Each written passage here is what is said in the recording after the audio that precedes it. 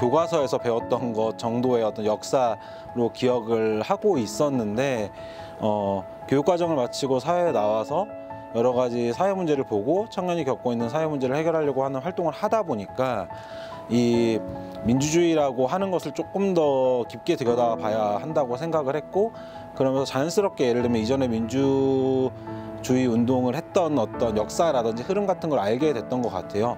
그 당시에는 이제 총탄이 오가고 사람들이 죽고 하는 일이 있었지만, 지금도 봤을 때 저는 어떤 민주주의를 해치는 것들의 경험이라고 하면 물대포가 떠오르고 이렇단 말이에요. 그리고 이제 촛불도 떠오르기도 하고, 그래서 그때는 이제 그런 방식의 어떤 문제가 있었고 저항이 있었다면, 지금은 또 다른 방식의 문제와 저항들이 있고 이것들이 연결되어 있다고 생각을 해요.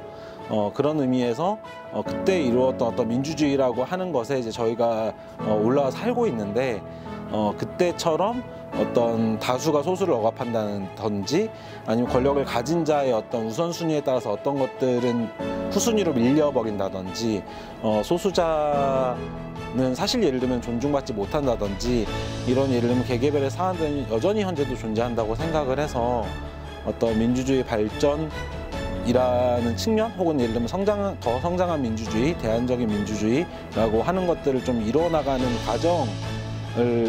과정이 현재라고 봤을 때 어쨌든 과거이자 현재인 그런 것들도 같이 좀 기억해야 되지 않을까, 이렇게 생각을 합니다.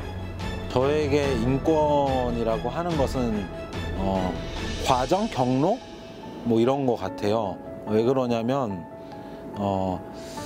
사실 이제 그 개개인마다 어떤 권리를 가지고 있고 그 권리를 행사하면서 우리가 살아가는데, 이전보다는 더 폭넓은 형태로 예를 들면 그 권리를 행사할 수 있게 되었지만은 여전히 아직까지도 어떤 자본에 대한 불평등이라든지 어떤 권력에 대한 격차, 위계라든지 어떤 격차에 의해서 그 권리를 행사하기 어려운 사람들도 많이 존재하는 것 같아요.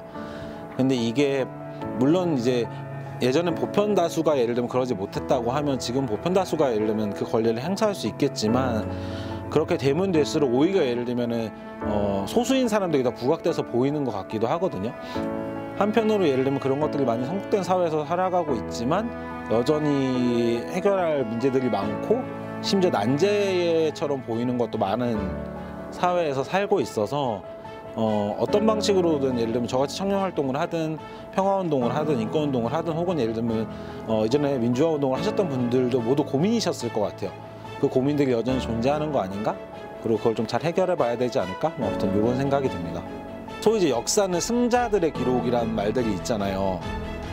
근데 사실 이제 권력에 저항했고 그리고 무언가를 바꿔보기에 노력했던 역사라고 하는 것이 여전히 뭐 왜곡된 시선이라든지 이런 것들이 존재하긴 하나, 그것들이 날 것으로, 혹은 예를 들면 피해를 입은 분들의 어떤 목소리라고 하는 것이 생생하게 전해지는, 그러니까 아직까지 예를 들면 그게 승자라서 그렇게 되는 건지는 잘 모르겠지만, 어쨌든 그 운동, 흐름, 움직임이라고 하는 것이 되게 유의미하고 무언가 변화를 만들 수 있는 거구나 라고 하는 어떤 영감 같은 걸 주는 거 아닌가 싶어요.